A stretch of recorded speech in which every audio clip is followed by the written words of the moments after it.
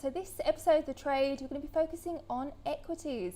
And for a fast-paced look around the charts, Jason McIntosh from Motion Trader joins us live in the studio. Jason, great to have you on The Trade today. Look, how difficult is this market at the moment to trade from your point of view? Yeah, look, there has been good momentum. There's been great momentum in a lot of stocks, which is really what I do. I look for momentum. So all in all, I think it's been a fairly good market. It's getting a bit choppy in some sectors at the moment, and that's sort of what we'll look at today. And are you rotating out of positions because we are seeing this change in the market at the moment? Yeah, look, how are you allocating? It's really interesting looking at the All Ordinaries, really just so even over the last 4 weeks. Like, it's been fairly calm on the surface, with of course the exception of the last few days. But when you look below the surface, it's interesting to see the movement that's happening in some of the sectors. And we're seeing a rotation out of some of the high flying stocks that have led the market. So tech, for instance, tech's been really pushing the market for much of the last 12 months. But we're now seeing distribution going on there, and that's what I want to look at today. So I've prepared a chart deck. Got about 11 charts to whip through, and now we've got about 10 minutes, so it'll be a whirlwind. All right, well, let's kick it off with this first chart then. BetaShares Australian Tech. Walk us through what you're looking at in terms of support. There obviously has been a big pullback. Yeah, well, look, this is interesting. So it hit a 52-week high back in February. Had a fairly aggressive sell-off down into the low in March. The rally back, and this is where it's quite interesting to look at, the rally back in March hasn't made it back to its previous highs, whereas the broader market has.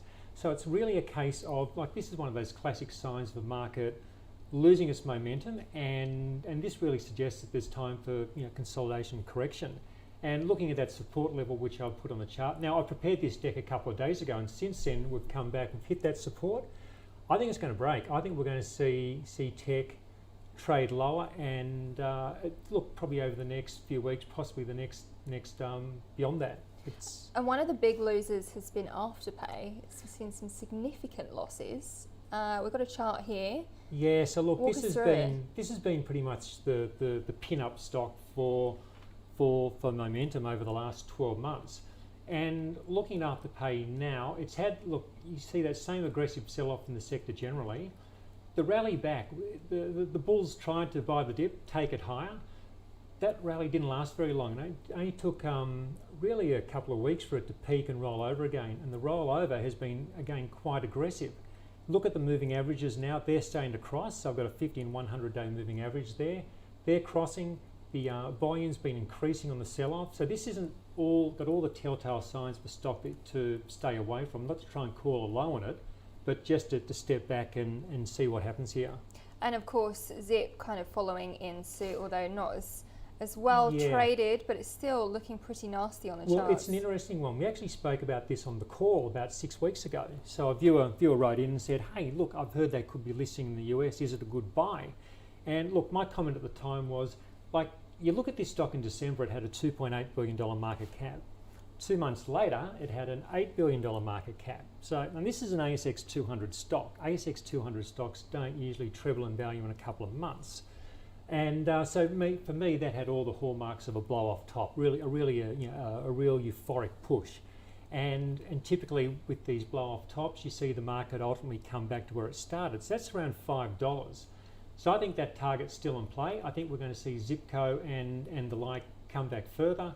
And whilst they're below their moving averages, again, it's like, stay away.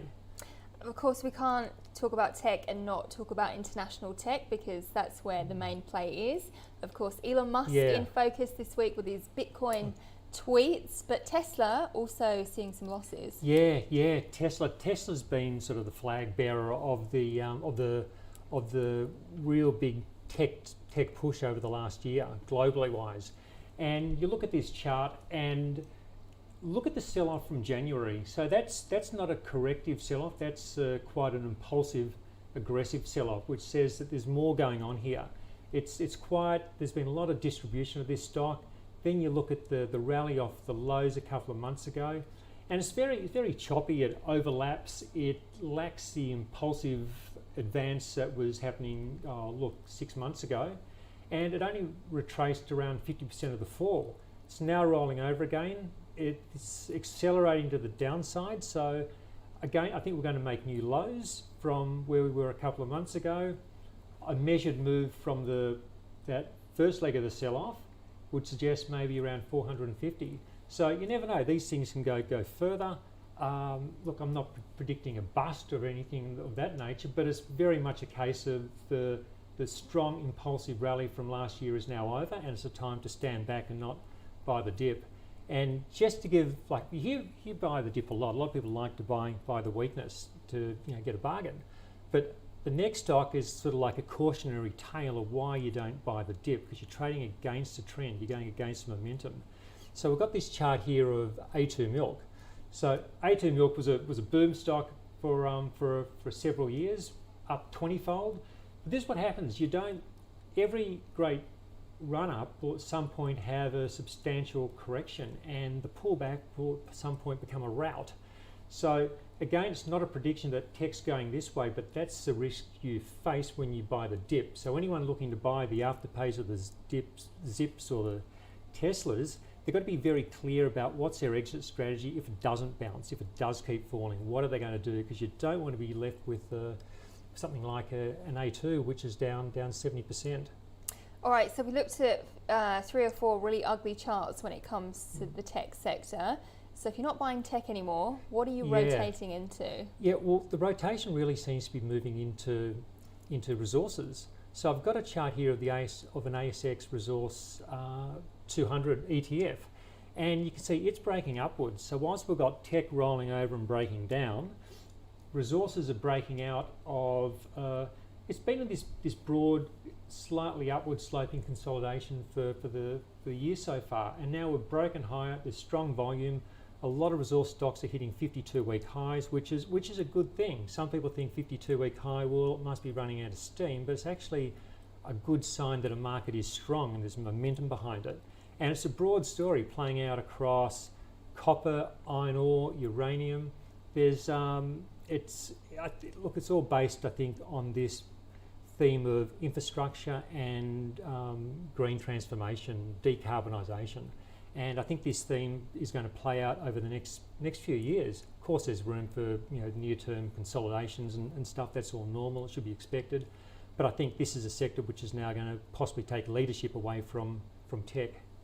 What about the commodities play? Of course, inflation is in focus once again. Does that mean the gold miners might be back in force? Gold's been conspicuous in its absence from the resource play over the last look, at least the last 6 months.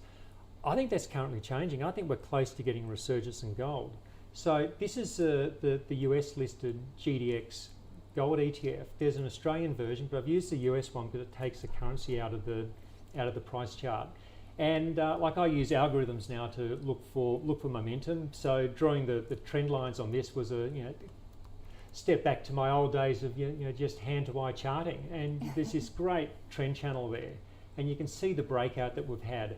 And it's an impulsive move high. You look at the up moves and they're strong. The corrections are relatively shallow and choppy. I think this shows that gold has it's turned the corner from this correction we've been in since August last year. And when you look at it on the weekly chart, you can see this big rounding base formation. And people worry about going, oh look, it's been falling since August, but it's actually really nicely in proportion to that strong move upwards we had last year. It's come back to support, it's rebounding off support. I think we're heading back, look, over the next 2 to 3 years, I think we're heading back to those all-time highs from 2011. First target is last year's high, consolidation of course along the way, but I think there's a really strong and compelling big picture story going on for gold, and it's playing out nicely on the charts. So are there any specific names that you'd be looking at to buy? Yeah, look, I've had a look at the majors, and just like a quick one today, because there's all sorts of things to talk about in gold, but Evolution Mining is standing out as the strongest of some of the big ones, like the North Stars and the Newcrest. Evolution has the nicest looking immediate profile. It's got that lovely little head and shoulders base formation it's broken out from. There's the rally's been strong, it's been impulsive. I think that we're going to see this continue higher. Yeah, as you can see there, that long-term upward trend looks very much pretty intact. Nice on the charts.